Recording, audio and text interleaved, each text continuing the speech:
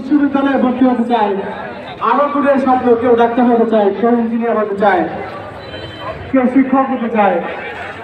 এরকম প্রত্যেকের জীবনেই এক একটা স্বপ্ন আছে। তো এই স্বপ্ন পূরণ করতে গেলে মানুষের কিন্তু এক একটা ধাপ অতিক্রম করতে হয়। সেই ধাপের প্রথম ধাপ আমরা যদি বলি, সবচেয়ে গুরুত্বপূর্ণ ধাপ হচ্ছে বিশ্ববিদ্যালয়ে ভর্তি হওয়া। এই বিশ্ববিদ্যালয়ে ভর্তি হতে গেলে বর্তমানে কিন্তু ডোপ টেস্ট বাধ্যতামূলক করা হয়েছে। তোমরা জানো তো সবাই, ডোপ টেস্ট বাধ্যতামূলক করা হয়েছে। সেটা হচ্ছে যে কারো শরীরে যদি মাদকের অস্তিত্ব থাকে তাহলে সে কিন্তু বিশ্ববিদ্যালয়ে ভর্তি হতে পারে না।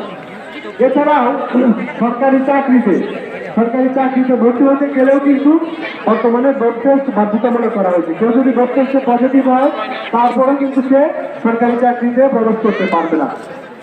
তো মাদককে বর্তমানে এরকম গুরুত্ব এবং ভয়াবহ হিসেবে চিহ্নিত করা হচ্ছে। আমরা মাদক ব্যবসায়ীদের বিরুদ্ধে অভিযান করছি প্রতিনিয়ত।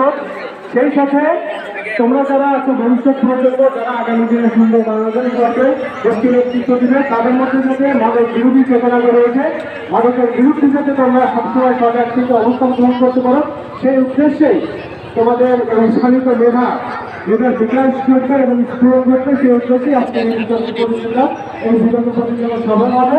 আজকে বিতর্ক পরিষদের মডারেটর এবং বিচারক সকলকে আমি ধন্যবাদ জানাচ্ছি এবং আবুলসেন কলেজের অধ্যক্ষ মহোদয়কে ধন্যবাদ জানাচ্ছি এরকম একটি চমৎকার আয়োজনে আমাদেরকে অংশ নেওয়ার সুযোগ করে দেওয়ার জন্য।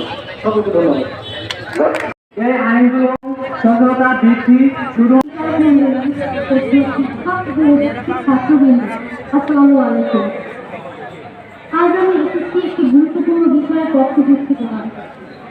আমাদের আজকের বিতর্কের বিষয় গ্রহণ করা হয়েছে মাদক নিয়ন্ত্রণে সচেতনতা বৃদ্ধির জন্য প্রাতিষ্ঠানিক ভূমিকার মুখ্য। বৃদ্ধির জন্য প্রাতিষ্ঠানিক ভূমিকার মুখ্য। আমি প্রথম বক্তা হিসেবে বিপক্ষে পরিবার ও সমাজ সচেতনতা সৃষ্টি সর্বোত্তম, কিন্তু ছিন্নমূল পথচারী শিশু অভিভাবকহীন